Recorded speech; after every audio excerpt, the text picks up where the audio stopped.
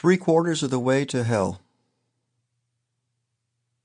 Snow he could take, but this wasn't snow, it was sleet.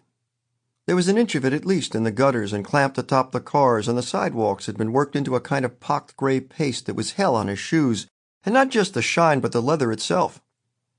He was thinking of last winter, or was it the winter before that, and a pair of black and whites he'd worn on stage, really sharp, and how they'd got ruined and slopped just like this. He'd been with a girl who'd waited through 3 sets for him that night. And her face was lost to him, and her name too, but she had a contour on her, that much he remembered. And by the time they left she was pretty well lit, and she pranced into the street outside the club and lifted her face to the sky.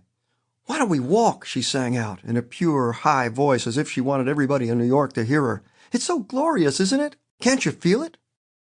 And he was lit himself, and instead of taking her by the wrist and flagging down a cab, he found himself lurching up the street with her, one arm thrown over her shoulder to pull her to him and feel the delicious, discontinuous bump of her hip against his.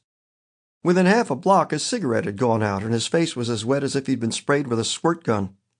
By the time they turned the corner his shoes were gone, and there was nothing either he or the solemn paisano at the shoe repair could do to work the white semicircular scars out of the uppers.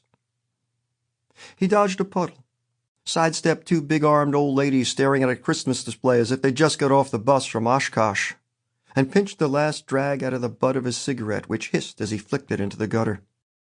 For a minute, staring down the length of Fifth Avenue as it faded into the beating gloom like something out of an Eskimo's nightmare, he thought of hailing a cab. But there were no cabs, not in weather like this, and the reason he was walking the 30-odd blocks to the studio in the first place, he reminded himself bitterly, was because he didn't have money to waste on anything so frivolous as car fare. He lifted his feet gingerly and turned into the blow, cursing. It was cold in the apartment. The landlady was a miser and a witch, and she wouldn't have turned on the heat for 2 free tickets to Florida. And Darlene felt her body quake and revolt against the chill as she stood before the mirror plucking her eyebrows after a lukewarm shower. She couldn't muster much enthusiasm for the session. It was grim outside, the windows like old gray sheets tacked to the walls, and she just couldn't feature bundling up and going out into the storm.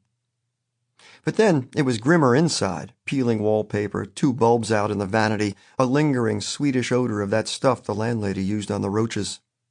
And she never missed a date, not to mention the fact that she needed the money.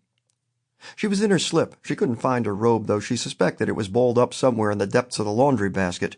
And there was another trial she had to get through, the machine in the laundry room inoperative for 2 weeks now.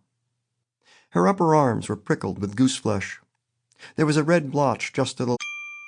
Sample complete. Ready to continue?